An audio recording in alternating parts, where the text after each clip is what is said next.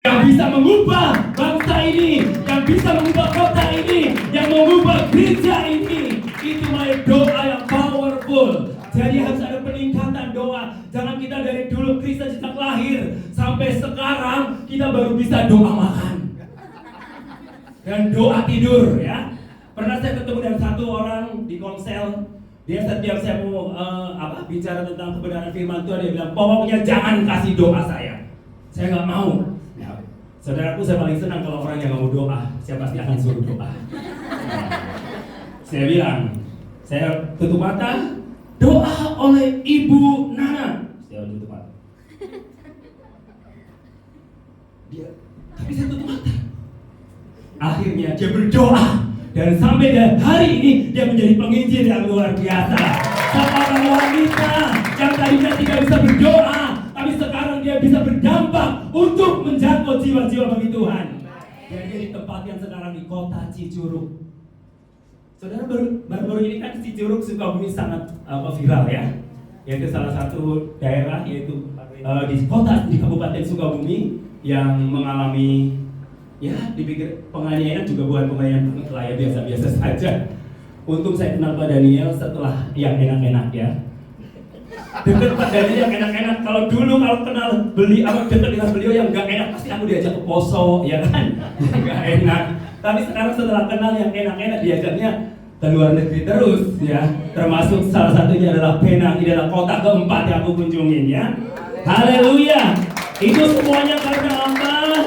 Karena aku terus mau naik dan tidak akan pernah turun, saudaraku. Saya mengabarkan, nama saya Yeremia Romelani ya, asal saya dari Jawa Tengah ya. Nama saya aslinya sebenarnya Romelani, panggilnya Romel. Kalau setelah dibaptis Yeremia ya, nabi yang menangisi kota tercinta yaitu kota Sukabumi ya. Dan nama ini diberikan oleh Tuhan ketika Yeremia Rim meninggal. 2 minggu kemudian muncullah Yeremia Rom ada di sini. Ya. Dan saudara-saudara yang dikasihi Tuhan, sejak perjumpaanku dengan Kristus di tahun 1988, saya menyerahkan hidup saya kepada Tuhan dan tidak pernah tergoncangkan sedikit pun imanku, karena aku percaya Yesus sudah memberikan hidup buat saya, mati buat saya, dan Dia bangkit buat saya, bahkan memberikan nyawanya untuk saya, dan apapun yang Yesus minta aku akan lakukan. Amin. Termasuk nyawa Dia minta aku akan berikan. Kenapa? Karena saya tidak pernah menghadapi diperhadapkan mau dibunuh pada waktu saya pelayanan di Manado. Daerah Kristen. Tapi ketika saya ditempatkan di daerah non-Kristen, saya penginjilan pribadi kepada beberapa anak di sana. Dan ketika mereka terima Yesus, saya langsung ditangkap. Itu tahun 1992 ya. 92. Ketika saya sekolah di sekolah Alkitab dan saya harus menginjil, akhirnya saya ditangkap dan kemudian mau dibunuh, tapi tidak jadi. Kalau saya tidak bisa di sini. Kenapa? Karena tugas saya belum selesai. Karena saya belum menginjakkan kaki di Penang ini. Untuk sahabat baik saudara, untuk impact yang luar biasa dalam kehidupan saudara. Karena sejak saya berjumpa dengan Yesus, ada satu terobosan baru. Saya nggak mau jadi orang Kristen yang biasa-biasa saja. Hanya penikmat kebaktian, duduk diam, memuji Tuhan, hanya jago kandang, loncat-loncat. Setelah keluar dari kandang ini, nggak tahu mau ngapain. Ya, kebanyakan orang Kristen jago kandang. Pada waktu di kandang sendiri loncat-loncat, Yesus, Yesus, Yesus.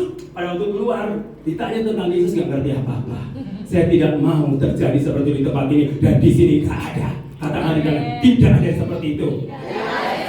Karena hidupku tidak akan sama. Hidup saya dan saudara tidak akan sama ketika kita bertemu dengan Kristus Yesus. Kalau hidup kita masih sama-sama dulu sebelum kenal Yesus, setelah kenal Yesus hidupnya masih sama, berarti kekristenanmu perlu ditanya, tanda tanya besar.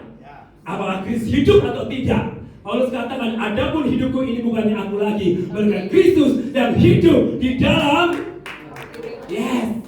Hidup aku, yang hidup dalam saya itu bukan saya lagi, bukan Romel lagi, bukan Yeremia lagi, tapi Kristus yang hidup dalam diri aku. Maka itu Kristus suruh apapun kita melakukannya. Ada lagu pujian mengatakan, suka-sukamu Tuhan, suka-sukamu Tuhan, terserah Tuhan mau diapain, terserah ya. Mau tahu yang penting, yang pasti destiny-nya Tuhan untuk kita adalah destiny yang terbaik. Makanya terserah Tuhan saja. Kalau terserah Tuhan, pasti yang terbaik buat saya dan saudara. Gak mungkin yang gak baik. Makanya nurut aja dan terserah Tuhan. Mau diapain saya terserah. Iya. Karena pasti dia memberikan yang terbaik. Karena rancangan kita bukan rancangan kecelakaan, tapi rancangan damai sejahtera. Ya, saudaraku, anak saya 1, istri saya baru 1. Only one. Only one ya, 1 itu selamanya. Sayangnya kan, istri coba seperti mobil, sudah bosan kita tukar tambah. Loh, kalau di saudara kita itu kita tukar tambah. Kalau saya dulu masih di agama saya yang lama, bosan tinggalin tukar tambah, ya kan? Tapi di dalam Yesus sekali, 1 tetap untuk kalau bersyukurlah kamu wanita-wanita gadis-gadis yang menjadi anak Tuhan, engkau tidak akan dimadu. Makanya jangan salah pilih, gara-gara engkau tidak laku-laku ditukar orang yang melamar kamu meskipun tidak seiman. Iya kan? Siap-siap dimadu kalau dapat yang seiman. Nggak mau ya? Makanya dapat yang seiman. Amin. Haleluya. Oke, elevate your impact ya.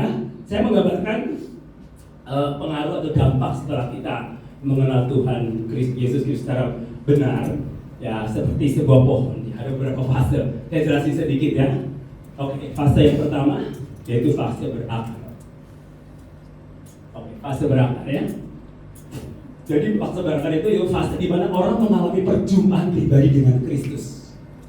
Memiliki iman yang sungguh-sungguh, perjumpaan pribadi. Jadi kekristenan bukan hanya sekedar agama, tapi kekristenan bicara soal perjumpaan pribadi dengan Kristus. Kenapa saya sampai rela tinggalkan agama saya? Karena saya berjumpa dengan Kristus secara pribadi. Ketika hidup saya tidak karuan, tidak tahu arah tujuannya, tetapi ketika saya bertemu dengan Kristus, sekalipun saya harus meninggalkan adat istiadat agama saya yang lama, bahkan nenek moyang saya tinggalkan. Karena kaki saya pernah bilang begini, ketika mau meninggal dia bilang bahwa anak cucu saya dan keturunan saya jangan sampai ada yang percaya Yesus.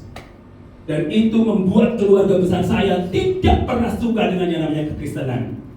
Tetapi apapun alasannya, apapun perkataannya, itu ketika Roh Kudus bekerja dalam diri seseorang dan tidak ada satupun yang bisa menghalang-halanginya.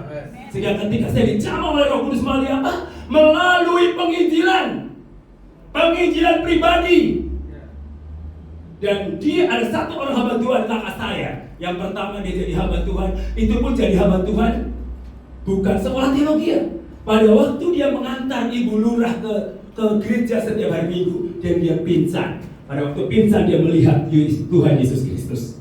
Dia melihat Tuhan Yesus Kristus, wajah Yesus, dan akhirnya dia bertobat, menyerahkan hidupnya menjadi seorang hamba Tuhan. Dan dia diutus ke Lampung, dan kemudian setiap tahun dia kembali dan menginjili saya. Dari umur 12 tahun saya diinjili, dan 6 tahun baru saya. Setelah 6 tahun kemudian diinjili oleh kakak saya, dan umur 18 tahun SMA kelas 2, saya percaya dan menerima Kristus sebagai Tuhan dan Juru Selamat saya. Dan hidup saya benar-benar berubah total. Hidup saya benar-benar mengalami perjumpaan pribadi dengan Kristus, dan saya menyerahkan hidup saya kepada Tuhan, kepada Yesus. Saya pergi ke Manado sekolah Alkitab. Pada waktu itu saya melamar 2 sekolah. 1 adalah sekolah Alkitab, 2 sekolah negeri. Ya, salah satu unit di Jawa. Saya berdoa sama Tuhan, mana yang akan lebih dahulu panggilan surat itu? Saya berdoa. Ternyata panggilan surat pertama adalah sekolah tinggi teologi ya saudaraku, yang saya sudah tidak suka ya. Ya itulah terserah Tuhan, suka-sukanya Tuhan. Seminggu kemudian datanglah dari Universitas Diponegoro panggil. Orang tua saya bilang, jadi pendeta gak ada duit, gak usah katanya. Tapi saudaraku, perjumpaan pribadi dengan Kristus membuat saya berakar di dalam Tuhan, kuat di dalam Tuhan, dan tidak tergoncangkan dengan apapun perkataan orang tua saya, karena saya lebih mendengar perkataan Tuhan Yesus Kristus. Haleluya. Ya kan? Orang tua mengatakan kamu jangan di situ, tapi Tuhan bilang kamu harus di situ. Oke, lanjut. Oke, fase bertumbuh. Nah, fase bertumbuh ya. Fase bertumbuh setelah kita punya akar yang kuat. Otomatis ketika pohon itu ditanam dan dia berakar dan dia akan mulai pertumbuhan. Pertumbuhan, muncul daun, muncul tunas. Nah, pertumbuhan itu artinya bahwa kita hidup itu bertumbuh. Bertumbuh itu fungsinya untuk apa? Bertumbuh itu lebih untuk pribadi kita. Ya, beda bertumbuh sama berbuah. Ya, bertumbuh itu untuk pribadi kita. Makanya karena saya didengar, wah saya nggak betah di gereja Pak Thompson, mau pindah supaya bertumbuh. Di sana lagi, saya nggak betah di gereja ini, pindah lagi ke gereja yang lain supaya bertumbuh. Kapan berbuahnya? Kalau cuma bertumbuh doang, itu fungsinya untuk diri sendiri, terus lebat daunnya, tapi tidak berdampak. Contohnya pada waktu Yesus melihat pohon ara yang tumbuh subur dan tidak menghasilkan buah, apa kata Yesus? Tebak, gak ada fungsinya. Kalau orang Kristen hanya jago kandang, hanya bertumbuh dan tidak berdampak, itu saudara seperti pohon ara yang kelihatan tumbuh subur, tapi tidak bermanfaat untuk orang-orang di sekelilingmu. Elevate your impact, berarti kau harus bersama impact kamu, dampak kamu, pengaruh kamu itu selalu naik dan naik. Setelah menjadi orang Kristen berakar dan kemudian bertumbuh, harus ada satu keputusan yang lebih dasar lagi, ada peningkatan. Jadi bukan hanya orang Kristen yang biasa-biasa saja, orang Kristen yang selalu meningkat apa yang Tuhan taruh dalam hati kita. Ya oke, fase berikutnya adalah fase, ayo, fase berbuah. Nah ini adalah dampak. Bicara buah, adakah buah jeruk makan jeruk? Hah? Adakah buah jeruk makan jeruk? Saudara menanam pohon apa di rumah? Durian? Mangga? Nah, durian mangga siapa yang makan? Apakah pohon durian makan durian? Nah, kalau pohon buah durian pasti pada yang makan. Apalagi Nusangki, ya. Pak Thompson yang makan, saya yang makan. Harganya mahal karena buah itu dibutuhkan oleh orang-orang di sekeliling kita. Tapi kalau daun fungsinya hanya untuk diri kita sendiri, untuk makan sendiri. Tapi kalau buah dimakan oleh orang lain, dan orang Kristen yang tidak berdampak, itu adalah orang Kristen yang sangat egois. Sangat egois. Maunya ngumpul terus, orang Kristen dengan orang Kristen kumpul terus. Garam sama garam jadi apa? Asin. Kebanyakan garam, darah tinggi. Makanya gereja Tuhan yang ngumpul terus dengan orang Kristen, lama-lama darahnya naik. Akhirnya timbul perpecahan. Dan cerita di sini nggak ada. Di Sukabumi banyak saudaraku, pecahnya bukan satu, berkeping-keping saudaraku. Kenapa? Karena demennya yaitu ngumpul terus, tapi tidak berdampak saudaraku. Ngumpul terus jago kandang. Wah, ikut kebaktian dari Senin sampai Minggu gak pernah absen. Terus manifestasi selama KKR guling-guling terus. Bahasa roh tiap hari ya bahasa roh. Gak melarang, Tuhan gak melarang. Tapi ingat fungsimu apa? Menjadi orang Kristen itu berfungsi atau tidak? Pertanyaannya bukan berapa lama kita menjadi orang Kristen, tetapi apa yang kau lakukan selama kamu menjadi orang Kristen. Jadi soal berapa lama itu nggak penting. Ada orang yang sudah bertahun-tahun sejak lahir keprot oek panggil Yesus. Ada, ya kan?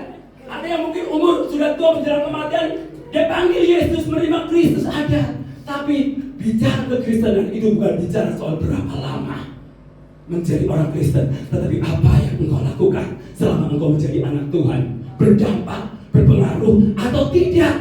Jangan seperti keluarga Lot, bertahun-tahun menjadi orang percaya, tetapi tidak satu pun dia di daerahnya menggunakan jiwa. Di Sodom dan Gomora, akhirnya apa saudaraku? Sodom dan Gomora dihancurkan oleh Tuhan. Karena apa? Karena kelakuan Lot, keluarga Lot yang tidak peduli dengan kotanya, tidak peduli dengan bangsanya. Oke, lanjut. Ya, menghasilkan buah, buah roh terkenal ya. Menghasilkan buah, yaitu menghasilkan buah rohani seperti kasih, sukacita, damai sejahtera, kesabaran, kemurahan, kebaikan, kesetiaan, kelemah lembutan, dan penguasaan diri, menunjukkan kehidupan yang sesuai dengan ajaran dan contoh itu seperti mengasihi musuh, memaafkan orang lain, dan hidup dalam kerendahan hati. Nah ini, saudaraku, bisakah saudara berdoa orang yang pernah mendoakan orang yang pernah nyakiti hati kalian? Bisa nggak?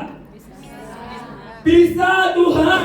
Tapi kalau bisa, dia nggak ada di gereja ini. Aku nggak mau ketemu. Apa Apakah itu arti bisa? Daripada saya ketemu dengan orang, aku sudah mengampuni Pak Pendeta, aku udah maafin dia, kesalahan dia aku udah maafin. Tapi saya pindah ya Pak, karena saya tidak mau ketemu dengan dia. Daripada ketemu dengan dia, nanti konflik lagi. Apakah itu arti memaafkan? Apakah itu arti mengampuni? Yesus mengampuni kita, tidak pernah mengingat dosa kita, tidak pernah melihat kesalahan kita, tidak pernah melihat latar belakang kita. Dia mau kita Pak, hidup seperti dia. Itu yang paling penting saudara. Itu yang paling karena goal dari semuanya itu adalah menjadi serupa dengan Kristus. Memang kekristenan itu paling gak enak. Ditampar pipi kiri, kasih pipi kanan. Kalau orang Batak ditampar pipi kiri, yes. Kalau orang Manado ditampar pipi kiri, elungku, ya kan? Takutlah sama orang Batak, ya. Semua binatang merah yang aku makan kecuali kereta api.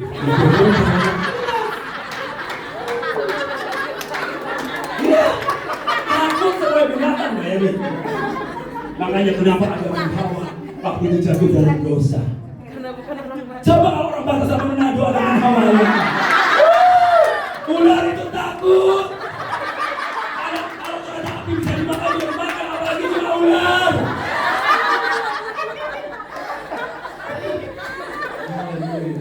Tadi Pak Harap bilang 5 ditambah 2 dibagi 5.000 sama dengan berapa? 12 bakul. Hah? 12 bakul. Iya, waktu itu gak ada orang Batak dan Manado, gak ada Pak Bungkus dong.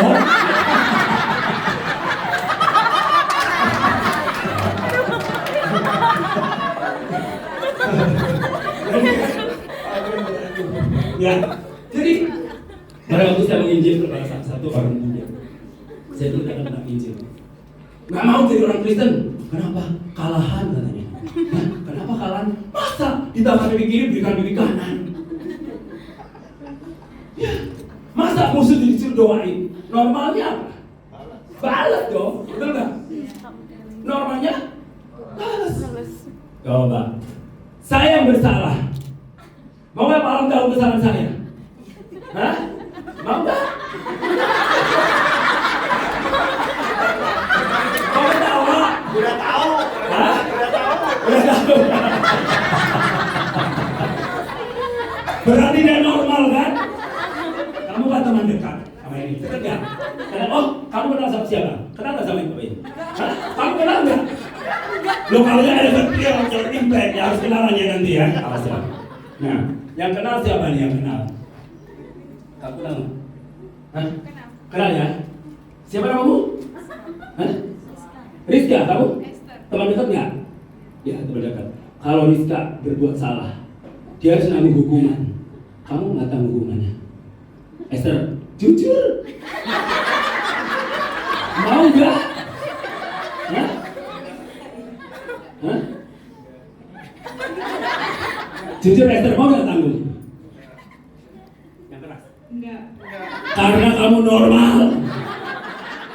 Ya, Yesus adalah abnormal. Dia mau tanggung hukuman atas kesalahan kita. Saya juga nggak mau tanggung hukuman Pak Daniel walaupun aku dia bapak rohani saya.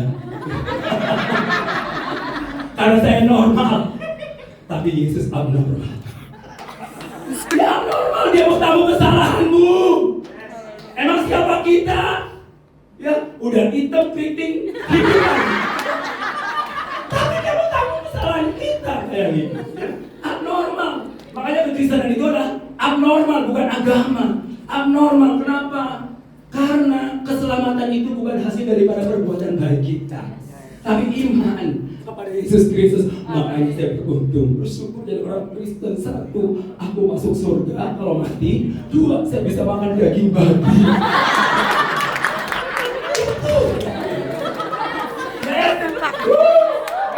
Itu jadi orang Kristen. 1, kalau mati masuk surga. 2, bebas makan daging babi. Haleluya. Sindiran yang kuat ada saksa enggak? Haleluya. Oke ya. Terus jangan didulu. Ya, menghasilkan dampak yang positif dalam kehidupan orang lain seperti menjadi berkat bagi keluarga, teman, dan masyarakat. Kita udah mulai meningkat dampak kita.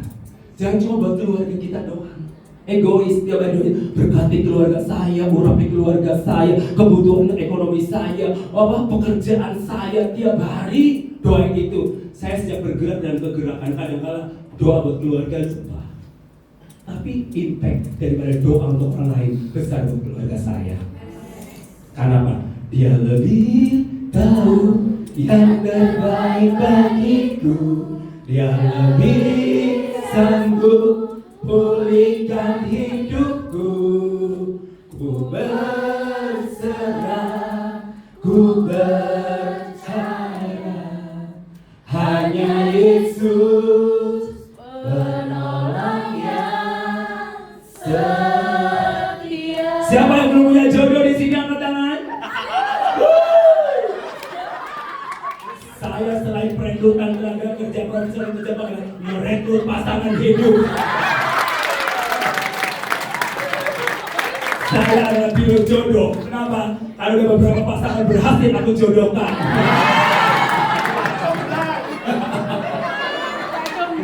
Jadi jangan khawatir ya. Nanti daftar ke saya ada formulir butuh jodoh. Ya, menghasilkan dampak yang positif buat orang-orang di sekeliling kita, buat bangsa kita, buat kota kita tercinta. Ketika engkau ditempatkan dimanapun saja berada, terangmu terus bercahaya. Kalau engkau di Penang, engkau harus memberkati kota Penang. Meskipun engkau berasal dari Sumatera Utara. Haleluya.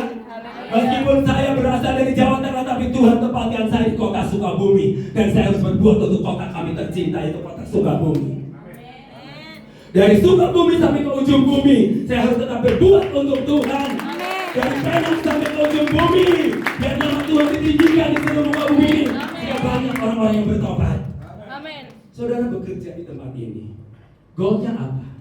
Satu, uang, pasti. Kedua, apa lagi? Jodoh, pasangan hidup. Itu terlalu sempit visinya.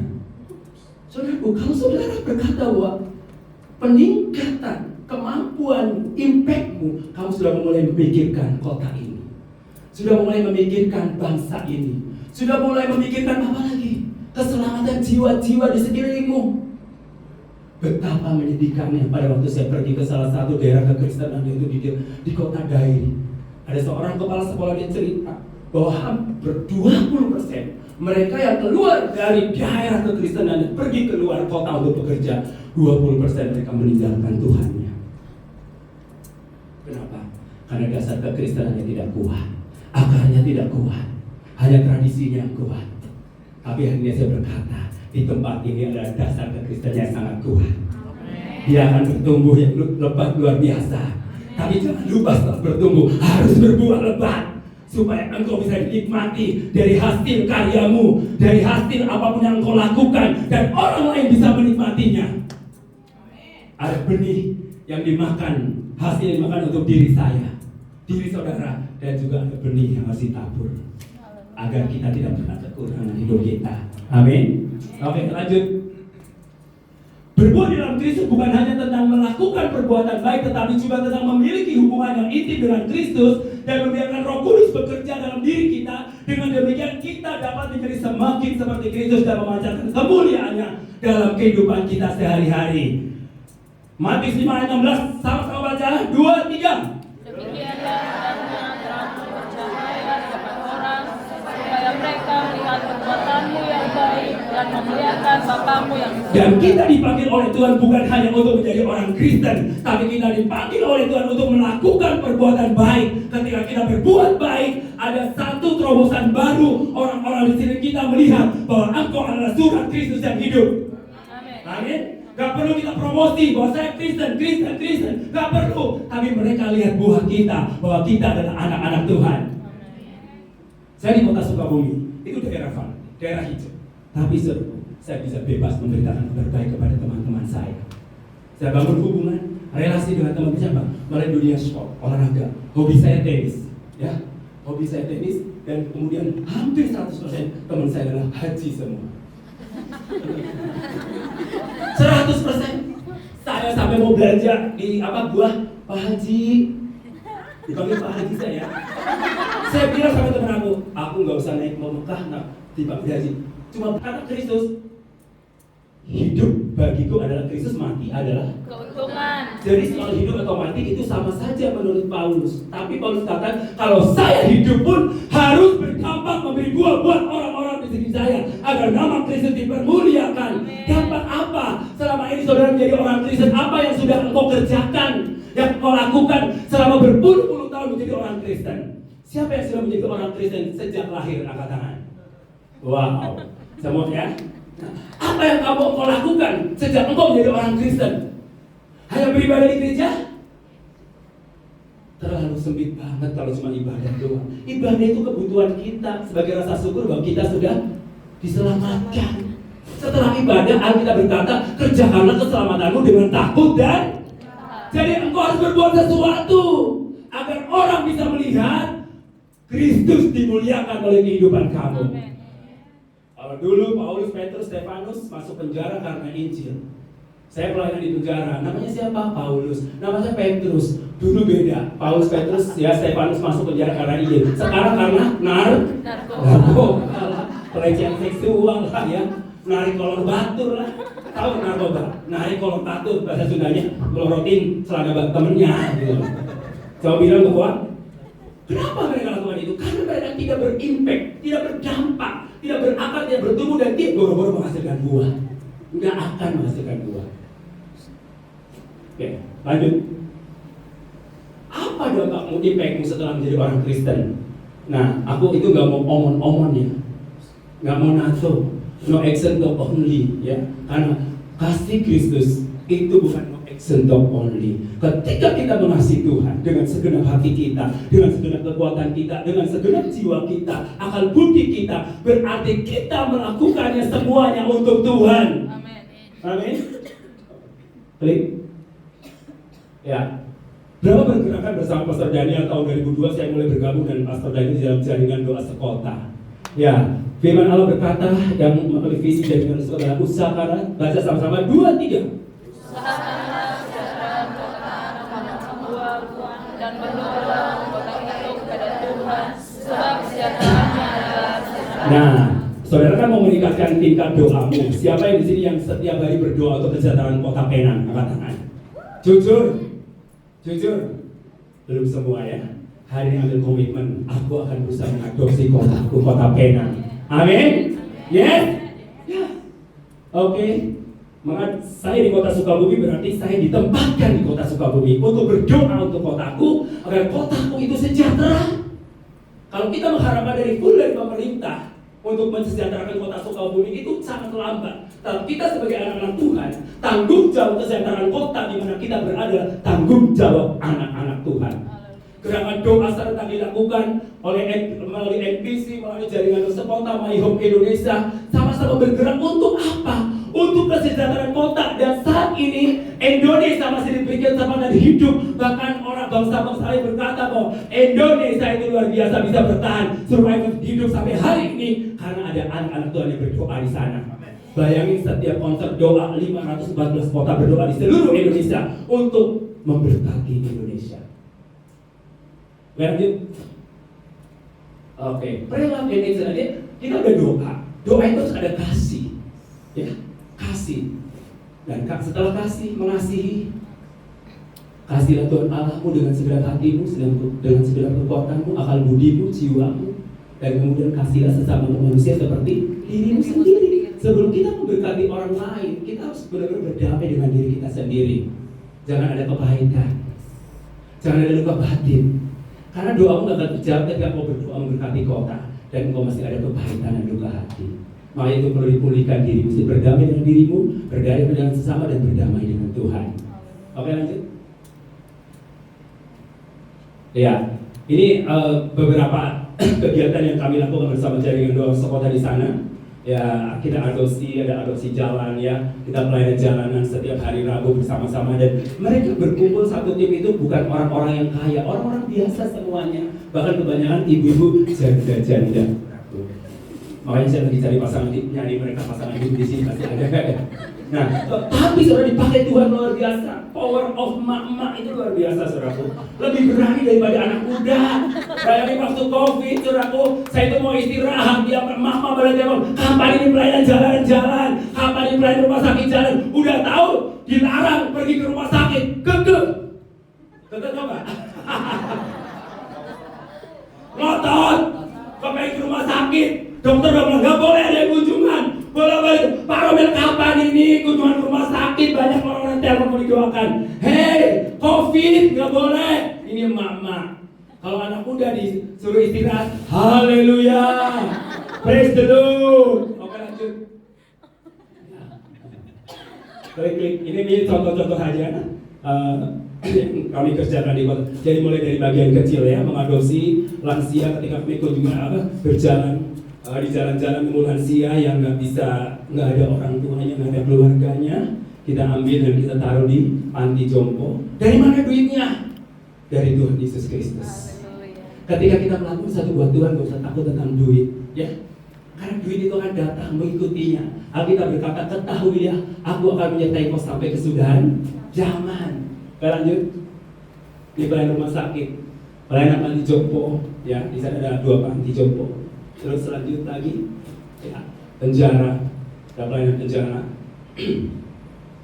Nah, saudaraku, pada tahun 2003 Tuhan kasih visi pada saya, yaitu membuka panti asuhan. Saudaraku, saya berdoa sama Tuhan, kenapa panti asuhan? Saya kan bukan orang kaya. Waktu visi ini datang kepada saya, itu di saat saya itu dalam titik terendah. Di titik terendah, ku angkat. Ku tahu kau tak menyerah akan hidupku. Asik. Masa cuma Pak Akun doang ditampingin sih? Sentimental kamu ya.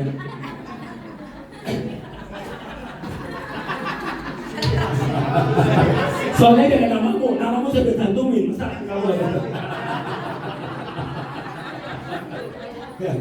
Saya bilang begini saudaraku, di saat visi itu datang, ketika saya berada di dalam titik terendah, dan uang di saku saya itu hanya 200.000 rupiah di tahun 2003. Tapi Tuhan bicara terus kepada saya, aku akan berikan kamu visi dan ladang yang lain. Tuhan, 200.000 rupiah cukup apa? Emang bisa beli makanan buat anak-anak? Saudaraku, akhirnya saya buka satu perpustakaan, aku datang ke perpustakaan, ada satu traktat jatuh, sejam bersama George Muller. Di situ saya baca, saya menangis.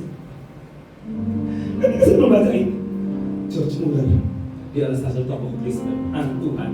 Dia mengadopsi 10.000 anak panti asuhan.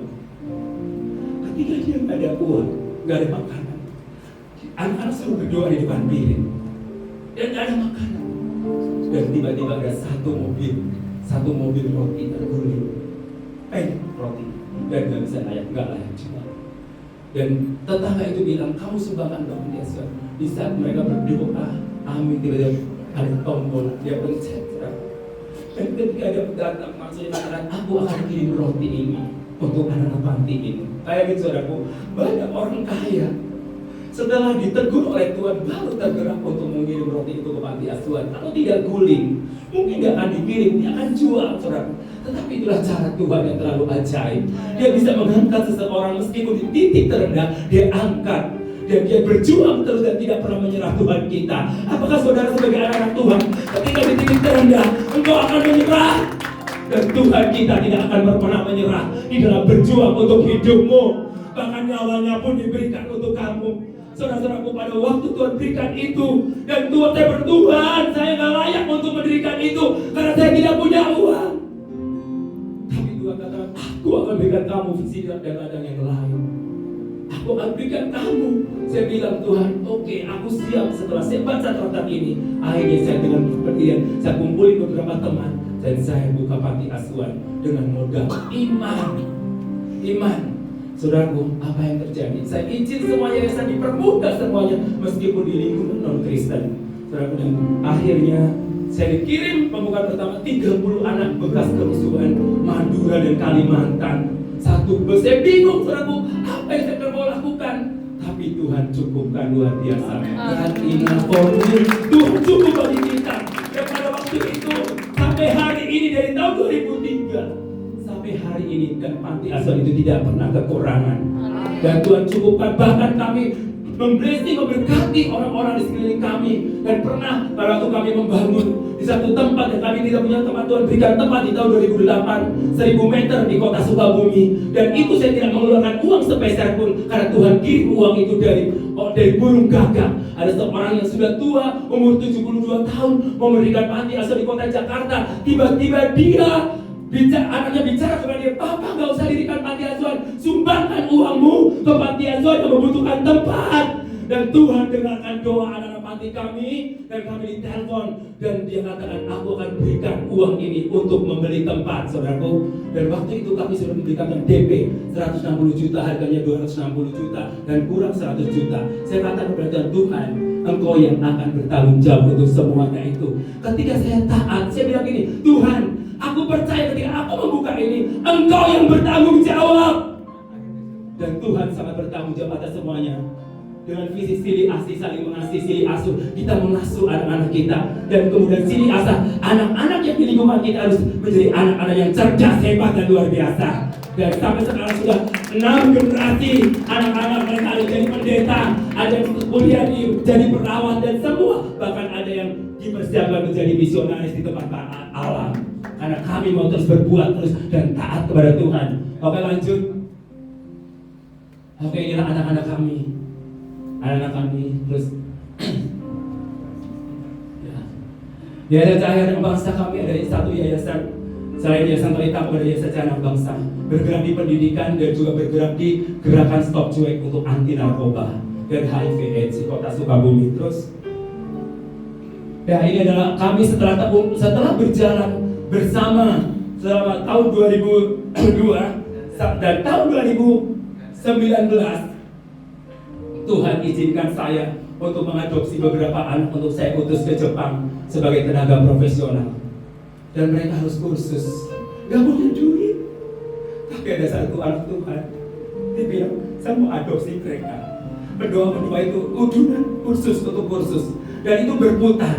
Dari satu orang nanti dia lunasin dan kemudian putar lagi, dan sampai menjadi ada 5 anak di sana. Di Jepang sekarang, salah satu anak di Jepang ini yang dia mau sama saya.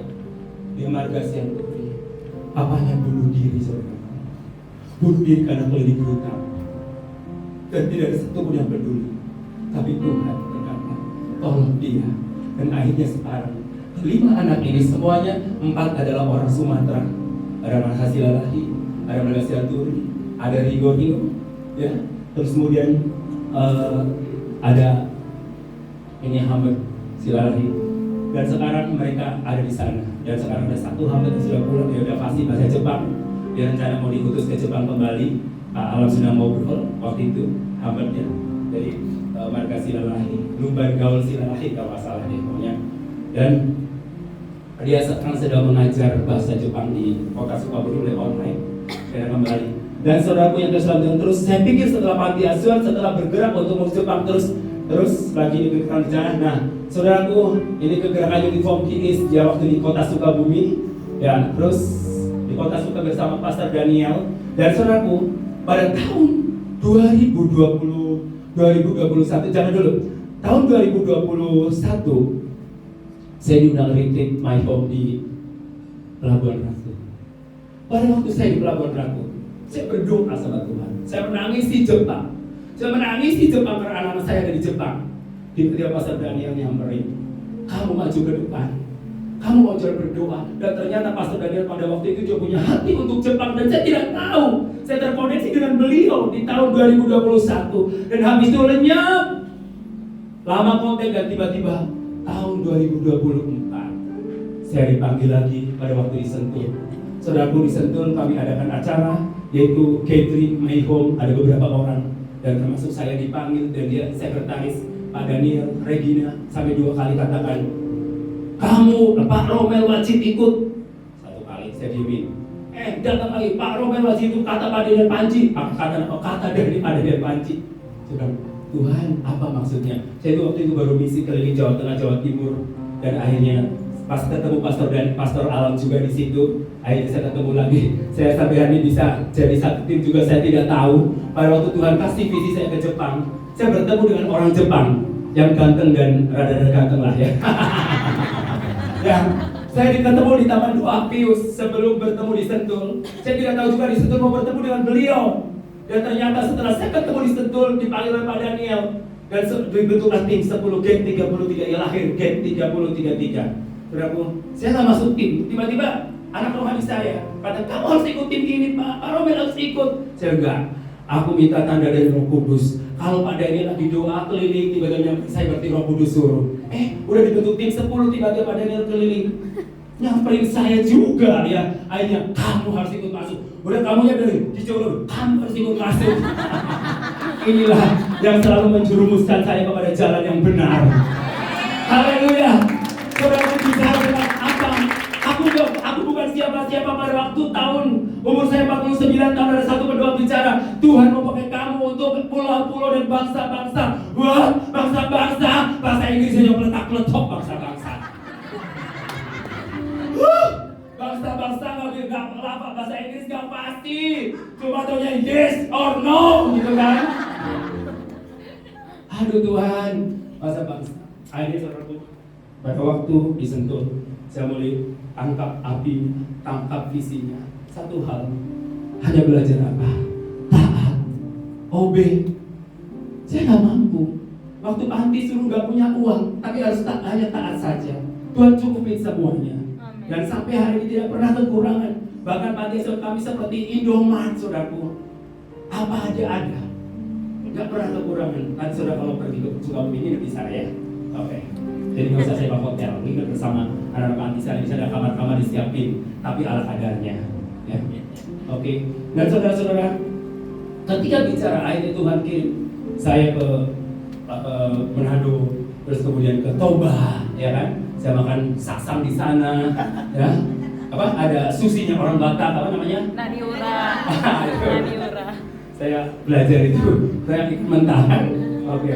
Nah, kemudian Toba, ya saksa, terus kemudian kemana lagi? Nah ini saya tunjukinnya daerah Kristen aja. Tapi kalau kami pergi ke Aceh dan lain sebagainya, ke Manado. Kenapa saya masuk ke kantor Kristen? Karena kantor Kristen itu banyak sekali mengaku dirinya Kristen, tapi dasar kekristennya tidak kuat. Itu adalah PR buat kita. Bagaimana mereka menjadi misionaris kalau dasar kekristennya tidak kuat? Keselamatannya juga nggak ngerti, saudaraku. Kepastian keselamatan nggak ngerti. Bagaimana mereka akan diutus kalau dirinya sendiri aja belum ngerti siapa dirinya di dalam Yesus Kristus? Saya sih bisa percaya anak-anak muda di tempat ini cuma sudah tahu siapa dirinya dalam Yesus. Coba mau tanya, siapa yang di sini kalau saya mati hari ini yakin masuk surga? Angkat tangan. Haleluya. Ya, ada yang masih ragu-ragu? Yang masih ragu-ragu bertemu dengan Pak Thompson.